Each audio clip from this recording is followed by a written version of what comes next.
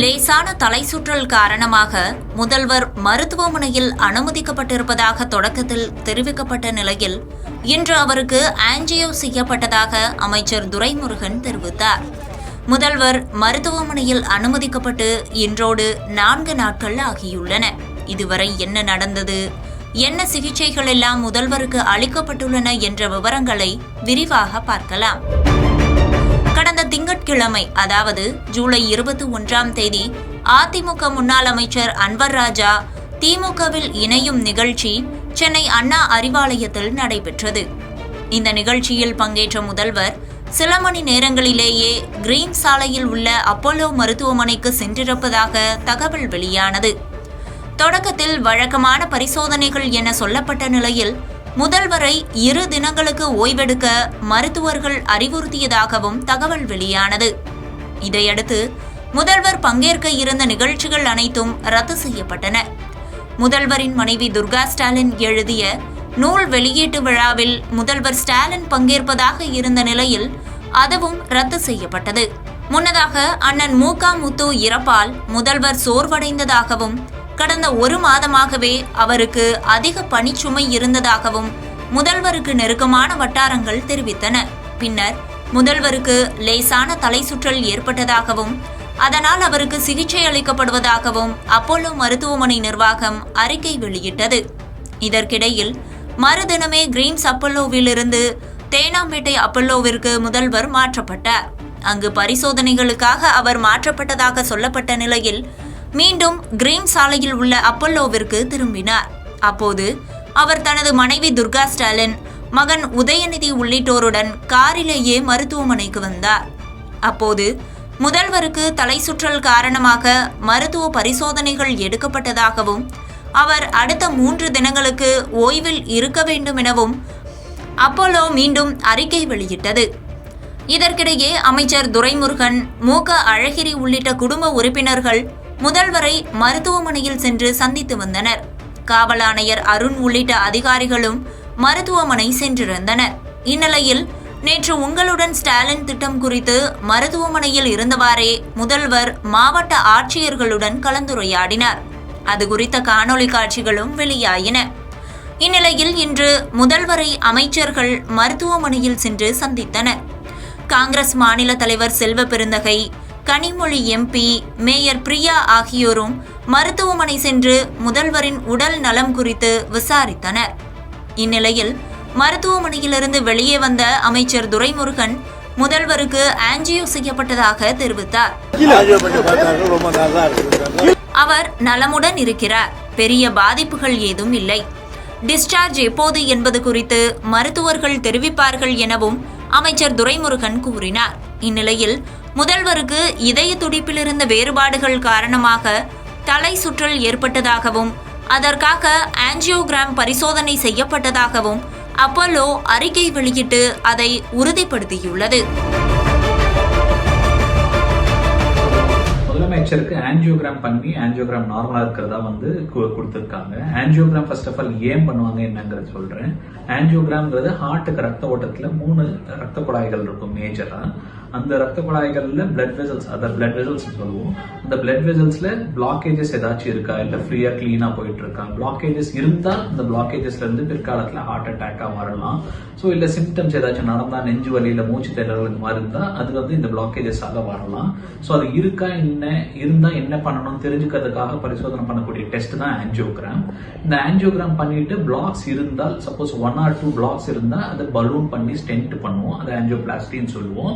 இப்போ நிறைய பிளாக்ஸ் இல்ல, குறிப்பா மேஜர் வெசல்ல பிளாக் இருந்துச்சுன்னு அது ஓப்பன் ஹார்ட் சர்ஜரி இல்ல பைபாஸ் சர்ஜரின்னு சொல்லுவோம். அந்த சர்ஜரி பண்ணி சரி பண்றதா இருக்கும். பட் ஃபார்ச்சுனேட்லி சிஎமோட ஆஞ்சியோகிராம் ரிப்போர்ட் நார்மலா தான் இருக்கு அப்படின்னு சொல்லியிருக்காங்க. அப்ப ஆஞ்சியோகிராம் எதுக்காக பண்ணிருக்காங்க? அவருக்கு கிட்டினஸ் இருந்திருக்கு, மயக்கம் வந்திருக்கு. ஸோ மயக்கத்தால ஹாஸ்பிட்டல்ல போயிட்டு அட்மிட் ஆயிருக்காரு. ஸோ மயக்கம் வரும்போது ஆஞ்சியோகிராமுடைய நெசசிட்டி எதுக்காக இருக்கு அப்படின்னு அந்த புல்லட்டின்லயே ஹார்ட் ரேட் வேரியபிலிட்டியும் அதிகமா இருக்கு, அதனாலதான் டெஸ்ட் பண்ணிருக்கோம் அப்படின்னு சொல்லியிருக்காங்க. ஹார்ட் ரேட் வேரியபிலிட்டி ஏன் வருது அப்படின்னு பார்த்தீங்கன்னா, ஹார்ட் ரேட் வந்து நார்மலாக ஒரு 60 to 100 இருக்கும் நார்மலாக எல்லாருக்கும். அது நடக்கும்போது இல்லை வேகமாக ஓடும்போது ஹார்ட் ரேட் அதுக்கு ஏற்ற மாதிரி கூடும், இல்லை டென்ஷனில் இருக்கும்போது இல்லை பதட்டத்தில் இருக்கும்போது வந்து ஹார்ட் ரேட் கூடும். இது சகஜம். அதர்வைஸ் நார்மலாக இருக்க வேண்டிய ஹார்ட் ரேட் 60 to 100, 60லேருந்து 100 வரை. பட் முதியவர்களுக்கு சில பிரச்சனைகள் இருக்கும். இந்த ஹார்ட் ரேட் ஜெனரேட் பண்ணக்கூடிய ஸ்விட்ச், நார்மலாகவே ஹார்ட்டுக்குள்ள ஒரு இயல்பா ஒரு ஸ்விட்ச் இருக்கும், அதை பேஸ் மேக்கர்னு சொல்லுவோம். அதுலேருந்து கரண்ட் ஜெனரேட் பண்ணிட்டு வயர் மூலியமா ஹார்ட்டுக்கு கண்டக்ட் பண்ணிட்டு அந்த கரண்ட் போகும்போதெல்லாம் ஹார்ட், கரண்ட் வரும்போதெல்லாம் ஹார்ட் பம்ப் பண்ணிட்டே இருக்கும், கன்ட்ராக்ஷன் கொடுத்துட்டு இருக்கும். இந்த வயர் டீஜெனரேட் ஆகும், வயசு ஏற ஏற அது டீஜெனரேட் ஆகும், அப்புறம் தெரிஞ்சுட்டே வரும். ஸோ அது அந்த மாதிரி சமயத்துல ஹார்ட் ரேட் வந்து சில டைம் வந்து எர்ராட்டிக்கா குறையறதுக்கு உண்டான வாய்ப்புகள் இருக்கும். அது திடீர்னு 30, 40 அந்த மாதிரி குறையும் போது பிபி குறையறதால மயக்கம் வரும். சில டைம் ஒரு 2-3 செகண்ட்ஸ் இல்லை 10 to 15 செகண்ட்ஸ் வந்து கம்ப்ளீட்டா ஹார்ட் பீட்டே இல்லாம இருக்கும். அப்போ கம்ப்ளீட்டா மயங்கி அன்கான்சியஸ் ஆகிறதுக்குண்டான வாய்ப்புகளும் இருக்கும். ஸோ இந்த மாதிரி கண்டிஷன்ஸ், இந்த மாதிரி பிரச்சனை வருது இந்த 6 சைனஸ் சிண்ட்ரோம் அப்படின்னு சொல்லுவோம்.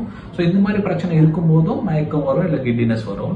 ரேரா இந்த மாதிரி பிரச்சனைகள் ஹார்ட் ரத்த ஓட்டத்தில் அடப்பால கூட இருக்கலாம். ஸோ இந்த பிரச்சனை இருக்குன்னு தெரிய வந்திருக்கு, ஹார்ட் ரேட் வேரியபிலிட்டி இருக்குன்னு சொல்லி தெரிய வந்திருக்கு முதலமைச்சருக்கு.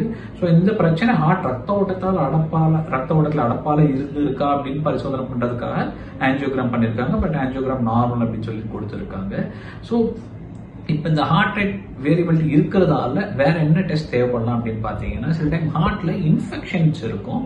அந்த இன்ஃபெக்ஷன் எந்த அளவுக்கு இருக்குது, மயோகார்டைட்டிஸ் அப்படின்னு சொல்லுவோம். கொரோனா காலத்துல எல்லாம் கொரோனாவும் ஹார்ட்டை பாதிச்சுட்டு மயோகார்டைட்டிஸ் ரொம்ப அதிகமாகவே இருந்திருக்கு. ஸோ இந்த மயோகார்டைட்டிஸ் அப்படின்னு சொல்லக்கூடிய இந்த ப்ராப்ளத்தை ஐடென்டிஃபை பண்றதுக்காக சில டெஸ்ட் எடுப்போம். இந்த பெட் ஸ்கேன் சொல்லுவோம், இல்லை கார்டியாக் எம்ஆர்ஐன்னு சொல்லுவோம். இது பண்றதால ஹார்ட் மசில்ல எந்த அளவுக்கு இன்ஃபெக்ஷன் இருக்கு, இல்லை இன்ஃப்ளமேஷன் இருக்கு, இல்லை மயோகார்டைட்டிஸ் இருக்குன்னு சொல்லிட்டு தெரிஞ்சுக்கலாம். ஸோ அந்த மாதிரி மயோகார்டைட்டிஸ் இருக்கிற பட்சத்தில் கூட ஹார்ட் ரேட் வேரியபிலிட்டி இருக்கிறதுக்கு உண்டான சான்சஸ் இருக்கும். நான் சொல்றது ரத்த ஓட்டத்தில் அடப்பு, டீஜெனரேட்டிவ் வயசு ஏறதுனால வரக்கூடிய பிரச்சனைகள், இல்லை இன்ஃபெக்ஷன், இந்த இன்ஃப்ளமேஷன், இந்த மாதிரி பிரச்சனை ஐடென்டிஃபை பண்றதுக்காக கார்டியாக் பெட் இல்லை எம்ஆர்ஐ ஸ்கேன் பண்ணிட்டு இந்த ப்ராப்ளத்தை ஐடென்டிஃபை பண்ணோம். ஸோ ஹார்ட் ரேட் வேரியபிலிட்டி அதனுடைய இன்டென்சிட்டி, கிராவிட்டி எந்த அளவுக்கு இருக்கு, தாக்கம் எந்த அளவுக்கு இருக்குன்னு தெரிஞ்சுக்கிறதுக்காக இன்னும் சில டெஸ்ட் எல்லாம் பண்ணுவோம். அதான் ஹோல்டர் டெஸ்ட் அப்படின்னு சொல்லுவோம். ஹோல்டர்னா கண்டினியூஸா இசிஜி மானிட்டர் பண்ணிட்டே இருப்போம். 24 hours பண்ணலாம், இல்லை 72 hours பண்ணலாம், இல்லை சில பேஷண்ட்ஸ்க்கு ஒரு 7 to 14 days பண்ணுவோம். ஸோ இது ஏன் பண்றோம்னா, ஹார்ட் ரேட் நல்லா இருக்கும், நார்மலா இருக்கும். சில டைம் வந்து ஹார்ட் ரேட் நல்லா இருக்கிற ஹார்ட் ரேட் திடீர்னு வந்து குறையும், திடீர்னு வந்து குறைஞ்சிட்டு கம்ப்ளீட்டா திடீர்னு ஒரு 10 seconds ஹார்ட் பீட்டே இல்லாம இருக்கும். இந்த பிரச்சனைனால தான் கிட்டினஸும் மயக்கம் வரும். ஸோ அது வந்து நார்மலா இசிஜி எடுத்து பார்க்கும்போது ஹார்ட் ரேட் நார்மலா இருக்கலாம். பட் அந்த கிட்டினஸ் வர டைமுக்கு ஹார்ட் ரேட் இசிஜி எடுத்திருந்தா தவிர்த்து இந்த பிரச்சனை ஐடென்டிஃபை பண்ணக்கூடிய ஆப்பர்ச்சுனிட்டி ரொம்ப கம்மியா இருக்கும். ஸோ அதனால ஒரு ஸ்ட்ரெச் பண்ணி 24 hours இருந்து ஒரு 14 days வரை ஸ்ட்ரெச் பண்ணி இசிஜி எடுக்கக்கூடிய டெஸ்ட் தான் ஹோல்டர்னு சொல்றோம். இந்த டெஸ்ட் பண்றதால நமக்கு நார்மலா இருக்கும்போது அப்பப்போ வர கிட்டினஸ் இந்த ப்ராப்ளத்தால இருக்கலாமா, இல்ல இந்த ஹார்ட் ரேட் வேரியபிலிட்டியால இருக்கலாமா தெரிஞ்சுக்காக பண்ணக்கூடிய டெஸ்ட் தான் ஹோல்டர் டெஸ்ட்னு சொல்லுவோம். ஸோ இந்த டெஸ்ட் எந்த டெஸ்ட் பண்ணிருக்காங்க என்னங்கிற டீடைல்ஸ் வந்து நமக்கு புல்லட்டின்ல வரல. சப்சிக்வெண்டா இன்னொரு இன்ஃபர்மேஷன் கொடுத்திருக்காங்க. தெரபெட்டிக் ப்ரொசீஜர் பண்ணிருக்கு. தெரபெட்டிக் ப்ரொசீஜர்னா ட்ரீட்மெண்ட்டுக்காக ஒரு ப்ரொசீஜர் பண்ணிருக்காங்க. அது என்ன ப்ரொசீஜர் என்னங்கிற டீடைல்ஸ் நமக்கு இல்லை. பட் நார்மலா ஹார்ட் ரேட் வேரியபிலிட்டி இல்லை ஹார்ட் ரேட் குறைபாடு இருக்குன்னு பேஸ் மேக்கர் அப்படிங்கிற ஒரு ப்ரொசீஜர் பண்ணுவோம். இல்ல ஹார்ட் ரேட் வந்து திடீர்னு நிறைய ஜாஸ்தி 60 to 100 இருக்க வேண்டிய ஹார்ட் ரேட் திடீர்னு 200 மேலாம் போகலாம். அது வேற பிரச்சனை. அது வென்ட்ரிகுலர் டாக்கிகார்டியா இல்ல வென்ட்ரிகுலர் ஃபிப்ரிலேஷன் சொல்லுவோம். அந்த மாதிரி பிரச்சனைகள் இருக்கும்போது கூட கிட்டினஸ் வரலாம், இல்ல மயக்கம் வரலாம். ஸோ அந்த மாதிரி பிரச்சனைகள் இருந்திருந்தால் அதுக்கு பண்ணக்கூடிய ப்ரொசீஜர் வந்து ஐசிடின்னு சொல்லுவோம், இன்ட்ராகார்டியக் டீஃபிப்ரிலேட்டர். அதுவும் பேஸ் மேக்கர் மாதிரியான ஒரு ப்ரொசீஜர் தான்.